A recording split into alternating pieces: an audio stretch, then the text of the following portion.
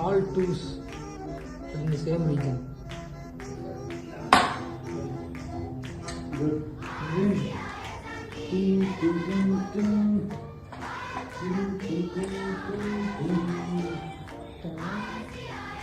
Player 1.